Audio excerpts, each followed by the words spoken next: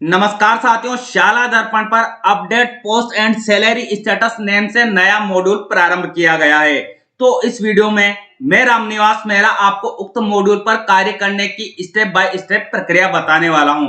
प्रक्रिया बताने से पहले साथियों मेरा आपसे छोटा सा निवेदन रहेगा कि यदि आप चैनल पर नए हैं तो चैनल को सब्सक्राइब करके घंटी वाले बेल आइकन को दबाकर ऑल पर भी प्रेस कर लीजिएगा, जिससे कि मेरी आगे आने वाली वीडियो की नोटिफिकेशन आपको सबसे पहले मिल जाए और आपका कार्य आसान हो जाए। और यदि आपने मेरे चैनल को पहले से सब्सक्राइब कर रखा है तो उसके लिए आपका बहुत बहुत आभार। तो चलिए साथियों जानते हैं update post and salary status module पर कार्य करने की प्रक्रिया। उसके लिए आपको सबसे पहले शाला दर्पण के विद्यालय लॉगिन से अपने विद्यालय को लॉगिन कर लेना है। इस तरह का होम पृष्ठ आपके सामने आएगा। अब आपको यहाँ कई टैब दिखाई देंगे। यहाँ आपको एक टैब मिल जाएगा कार्मिक नेम से। तो ये जो कार्मिक नेम का जो टैब आपको मिल रहा है इस पर आपको क्लिक कर लेना है। अब साथियों आप यहां देखेंगे, आपको यहां मिलेगा update post and salary status name से नया मॉड्यूल। तो आपको इस ऑप्शन पर क्लिक कर लेना है। जैसे आप यहां क्लिक करेंगे शाला दर्पण कुछ टाइम प्रोसेस करेगी और इस तरह की इंफॉर्मेशन लेकर आपके सामने आएगी। अब आपको यहाँ आपके विद्यालय का नेम स्पष्ट डिस्प्ले हो जाएगा। अब यहाँ आपको स्कूल सेलेक्ट करने के लिए कहा जाएगा। तो साथियों आपको यहाँ ध्यान क्या रखना है, आपको ध्यान रखना है आपके विद्यालय को भी आपको यहाँ से सेलेक्ट करना है। साथ में आपके अधीनस्थ आपके कितने विद्यालय, उनमें कितने कार्मिक है, उनकी इंफॉर्मेशन भी आपको अपडेट करनी होगी। तो आपके अधीनस्थ विद्यालय को भी आपको यहाँ से सेलेक्ट करना होगा। तो उसके लिए आपको यहाँ क्लिक करना है। जैसे आप यहाँ क्लिक करेंगे आपका विद्यालय का नेम भी आपको यहाँ डिस्प्ले हो जाएगा, आपके अधीनस्थ विद्यालय के नेम भी आपको यहाँ डिस्प्ले होगा। तो आपको जिस भी विद्यालय के कार्मिकों की इंफॉर्मेशन अपडेट करनी है सैलरी की, उस विद्यालय को आपको यहाँ से चयन कर लेना है। उसके बाद कुछ टाइम प्रोसेस होगी और उस विद्यालय का नेम आपको यहाँ दिखाई देने लगेगा। अब आगे आपको यहाँ जो इंफॉर्मेशन दर्ज करनी है उसके लिए आपको यहाँ निर्देश दिया जा रहा है कि चयनित स्कूल में IFMS पोर्टल पर कुल स्वीकृत पदों की संख्या आपको यहाँ बतानी है। मतलब जो जिस विद्यालय का चयन आपने यहाँ किया है उस विद्यालय में IFMS पोर्टल पर कुल स्वीकृत पदों की संख्या कितनी है वो संख्या आपको यहाँ लिखनी है।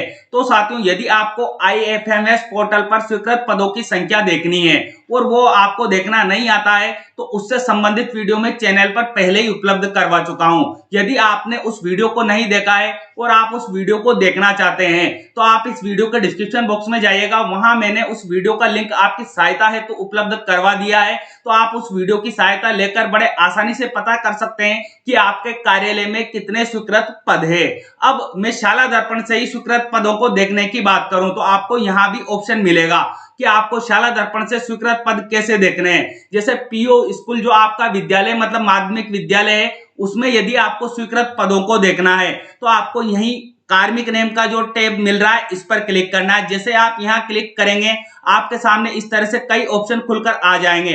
अब आपको यहाँ update post and salary status का ऑप्शन तो मिल ही रहा है, इसी के नीचे आपको एक ऑप्शन अवेलेबल करवाया हुआ है स्वीकृत पद विवरण। तो आपको यदि आपका विद्यालय जो माध्यमिक विद्यालय या उच्च माध्यमिक विद्यालय ऐसी कंडीशन में आपको यहां पर क्लिक करना है स्वीकृत पद विवरण, इस वाले ऑप्शन पर क्लिक आपको कर लेना है।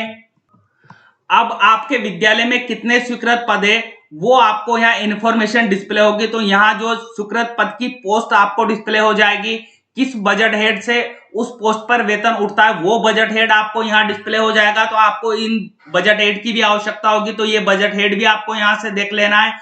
और टोटल स्वीकृत पद कितने हैं प्रत्येक पोस्ट के आपको यहाँ दिखाई देंगे। तो आप इस तरह से तो यहाँ जो इंफॉर्मेशन आपको दी जा रही है वो टीचिंग स्टाफ की दी जा रही है। तो आप टीचिंग स्टाफ के पद भी यहाँ से काउंट कर लेंगे। उसके बाद नॉन टीचिंग स्टाफ के इंफॉर्मेशन आप जानना चाहते हैं तो आप यहाँ पर क्लिक कीजिएगा। शाला दर्पण कुछ टाइम प्रोसेस करेगी और आपको बता देगी कि आपके विद्यालय में नॉन टीचिंग स्टाफ के जो पोस्ट है वो कौन कौन सी है। उसके बाद बजट हेड कोड उनका कौन कौन सा है और आपको यहाँ टोटल पदों की संख्या यहाँ डिस्प्ले हो जाएगी।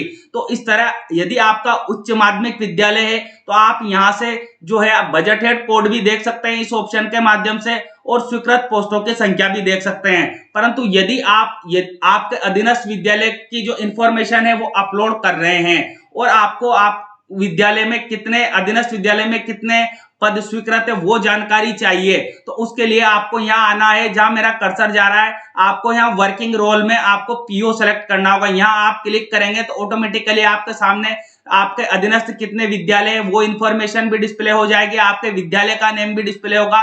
तो आपको यहाँ से पीओ रोल वाला जो ऑप्शन है वो सेलेक्ट कर लेना है। जैसे ही आप पीओ रोल का ऑप्शन सेलेक्ट करेंगे इस तरह की इंफॉर्मेशन आपके सामने डिस्प्ले हो जाएगी। तो ये जो पॉपअप है इसे क्लोज करने के लिए आप यहाँ क्लोज बटन पर क्लिक कर लीजिएगा।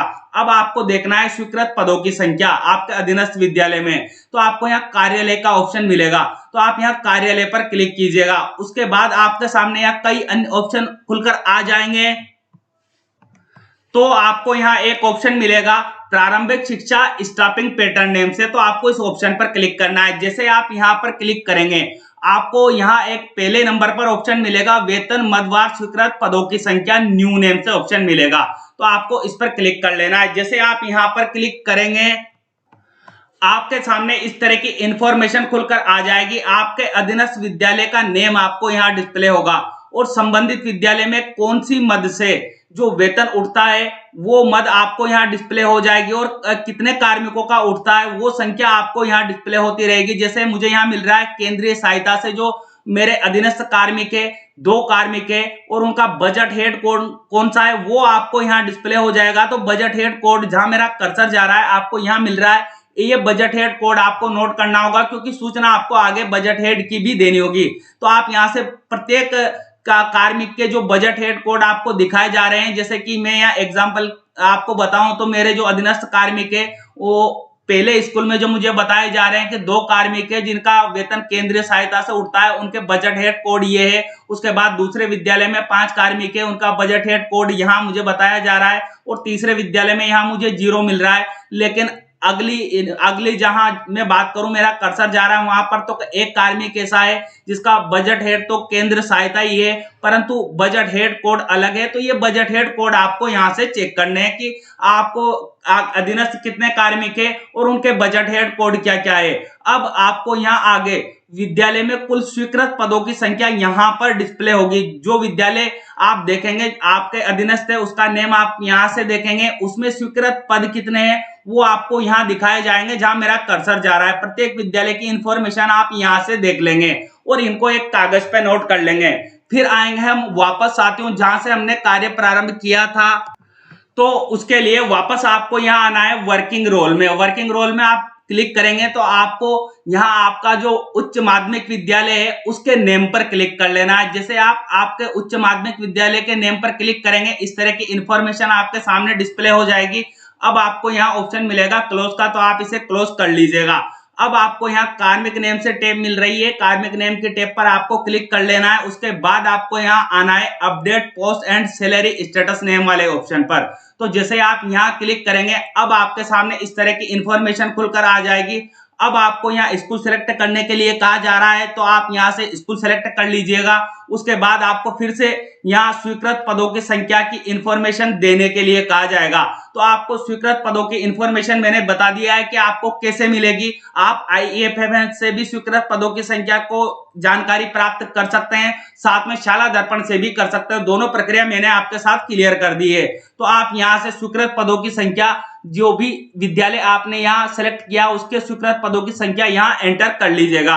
उसके बाद आपको यहाँ ऑप्शन मिलेगा नीचे सेव एंड प्रोसीड का, तो आपको इस ऑप्शन पर क्लिक कर लेना है। अब आपके सामने इस तरह की इंफॉर्मेशन यहाँ डिस्प्ले होगी। तो आपको यहाँ सेक्शन पोस्ट की इंफॉर्मेशन देनी है, तो आप यहाँ क्लिक कीजिएगा। जिस विद्यालय को आपने चयन किया उनमें आप कौन सी सेक्शन पोस्ट की इंफॉर्मेशन दर्ज करना चाहते हैं वो आप यहाँ से सेलेक्ट कर लीजिएगा। जैसे मैंने टीचर्स लेवल 1 सेलेक्ट किया है। उसके बाद आपको यहाँ बजट हेड सेलेक्ट करने के लिए कहा जाएगा। तो बजट हेड आपने देख लिया, बजट हेड के कोड आपको मालूम हो चुके हैं। मैंने बता दिया है वीडियो में कि बजट हेड के कोड कहाँ से मिलेंगे। वो बजट हेड के कोड आप यहाँ देख लेंगे और फिर आप यहाँ से बजट हेड सेलेक्ट कर लेंगे। उसके बाद नंबर ऑफ पोस्ट सेंक्शन आपको यहाँ दिखाई देगी। तो प्रत्येक कार्मिक जितने भी कार्मिक इस विद्यालय में है उनकी इंफॉर्मेशन आपको यहाँ दर्ज करनी होगी। तो एक आपको यहाँ दिखाई देगा। आगे आपको यहाँ जो इन्फॉर्मेशन देनी है वो इनकी मार्च की सैलरी की देनी है, मार्च 2023 की सैलरी की देनी है। तो आपको यहाँ सेलेक्ट बॉक्स दिया हुआ है, आप यहाँ पर क्लिक करेंगे तो आपको यहाँ 4 ऑप्शन मिलेंगे। अब पहला जो ऑप्शन आपको मिलेगा, यदि आप यहाँ पहले नंबर का ऑप्शन सेलेक्ट करते हैं या एज सेलेक्ट होगा, ऐसी कंडीशन में आप क्या सेलेक्ट कर रहे हैं वो आपको यहाँ डिस्प्ले हो जाएगा कि आपको उसको रीड करना है। पहले नंबर पर क्या मिल रहा है, स्थानीय कार्यालय के कार्मिक का वेतन आहरित किया गया है। यदि मार्च का वेतन आपने आहरित कर दिया है इस कार्मिक का, जिस कार्मिक की आप सूचना दर्ज कर रहे हैं, तो आप पहले नंबर का ऑप्शन सेलेक्ट कर लेंगे। उसके बाद यदि दूसरे नंबर का ऑप्शन आप सेलेक्ट करते हैं तो यहाँ आप क्या इंफॉर्मेशन है वो आपको यहाँ मिल जाएगी, अन्य कार्यालय के कार्मिक का वेतन आहरित हो चुका है। यदि अन्य कार्यालय का जो कार्मिक है उसका वेतन आपने संबंधित विद्यालय के कार्मिक की पोस्ट की जगह आहरित कर दिया हो तो आप ये वाला ऑप्शन सेलेक्ट करेंगे। और तीसरा ऑप्शन आपको यहाँ बताता है इस पद पर इस माह का वेतन आहरित नहीं हुआ है। यदि इस पद पर इस मार्च माह का वेतन जो है आहरित नहीं हुआ है तो आप ये वाला ऑप्शन सेलेक्ट कर लेंगे। और चयनित माह में IFMS पोर्टल पर उक्त पद पर स्वीकृत पद नहीं था तो आप चौथे नंबर का ऑप्शन सेलेक्ट करेंगे। प्रत्येक माह में आपको यही इंफॉर्मेशन देनी होगी। तो जैसे कि मैं मार्च में बता रहा हूं कि मेरे जो ये संबंधित कार्मिक है ये वहां पर कार्यरत थे, इनका वेतन आहरित हो मेरे कार्यालय से किया गया था, तो मैंने पहले ही नंबर का ऑप्शन यहाँ सेलेक्ट कर लिया है। इस तरह आपको भी चारों में से एक ऑप्शन यहाँ सेलेक्ट करना होगा। उसी प्रकार आप अप्रैल में आएंगे तो अप्रैल में भी चारों में से एक ऑप्शन आपको सेलेक्ट करना होगा। मई में भी आपको चारों में से एक ऑप्शन सेलेक्ट कर लेना है जो भी आपके कार्मिक के लिए लागू रहे।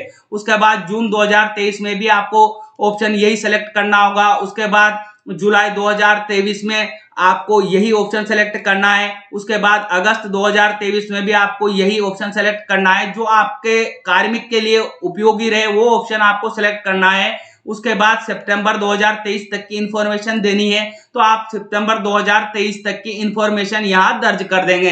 तो जो भी उपयुक्त रीजन रहेगा वो चारों में से एक रीजन आप यहाँ प्रत्येक माह में सेलेक्ट कर लेंगे। उसके बाद आपको यहाँ ऑप्शन मिलेगा ऐड का, तो आप ऐड पर क्लिक कर लीजिएगा। जैसे आप ऐड पर क्लिक करेंगे शाला दर्पण कुछ टाइम प्रोसेस करेगी और आपके सामने इस तरह का डायलॉग बॉक्स लेकर आएगी। शाला दर्पण से सेव्ड सक्सेसफुली, मतलब जो आपने इंफॉर्मेशन दर्ज की है वो इंफॉर्मेशन सक्सेसफुली सेव हो चुकी है, तो आपको यहाँ ओके पर क्लिक कर लेना है। अब आपको यहाँ नीचे इस तरह की इंफॉर्मेशन दिखाई देगी। जो इंफॉर्मेशन आपने दर्ज की है उस टीचर की पोस्ट की इंफॉर्मेशन आपको यहाँ दिखाई देगी। बजट हेड कौन सा था वो आपको यहाँ दिखाई दे जाएगा। और नंबर ऑफ सैंक्शन पोस्ट आपने कितनी बताई है, एक का अभी कार्य हुआ है तो आपको यहाँ एक दिखाई देगा।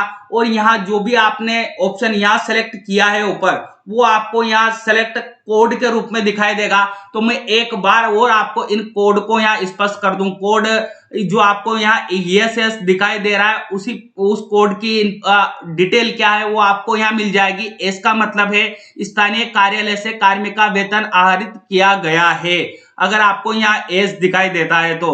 उसके बाद ओ, अगर आपको यहाँ ओ दिखाई देता है तो अन्य कार्यालय के कार्मिक का वेतन आहरित हो चुका है। यदि आप यहाँ ओ इंफॉर्मेशन दर्ज करेंगे किसी भी माह में तो उसका मतलब ये होगा।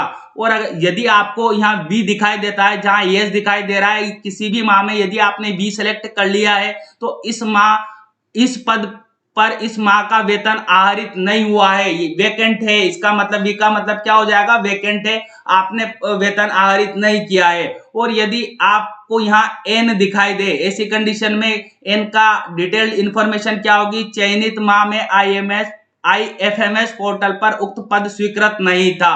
तो ये इंफॉर्मेशन आपको यहाँ से चेक कर लेनी है। अब यदि इसमें किसी प्रकार का आपके गलती रह गई है तो ऐसी कंडीशन में आप क्या करेंगे, यहाँ एडिट पर क्लिक कर लेंगे। जैसे ही आप एडिट पर क्लिक करेंगे वापस इंफॉर्मेशन आपके लिए यहाँ एडिट होने के लिए रेडी हो जाएगी। तो जो भी गलती रही है आप उसे यहाँ से सुधार कर लीजिएगा। उसके बाद फिर आपको यहाँ अपडेट का बटन मिल जाएगा, तो आप यहाँ अपडेट पर क्लिक कर लीजिएगा।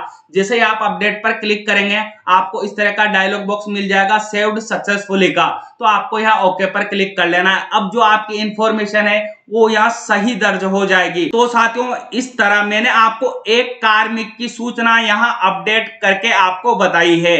आपको क्या करना है, जितने भी आपके अधीनस्थ कार्मिक है उनकी सभी की सूचना ये नया मॉड्यूल प्रारंभ हुआ है शाला दर्पण पर update post and salary status का, इस पर दर्ज करनी है। ये मैंने केवल एक कार्मिक का आपको करके बता दिया, प्रक्रिया सेम रहेगी। आपको सभी कार्मिकों की इंफॉर्मेशन यहाँ दर्ज कर लेनी है। प्रत्येक विद्यालय, जितने भी विद्यालय आपका अधीन है उनके कार्मिकों की इंफॉर्मेशन भी आपको दर्ज करनी है और आपके विद्यालय के कार्मिकों की इंफॉर्मेशन भी आपको यहाँ दर्ज करनी है।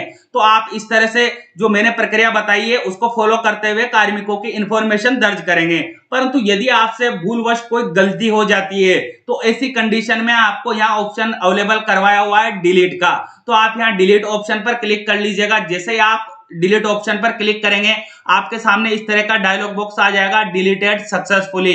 तो अब आपको यहाँ ओके पर क्लिक कर लेना है। जो इंफॉर्मेशन आप दर्ज करेंगे वो यहां से आपके सामने से हट जाएगी।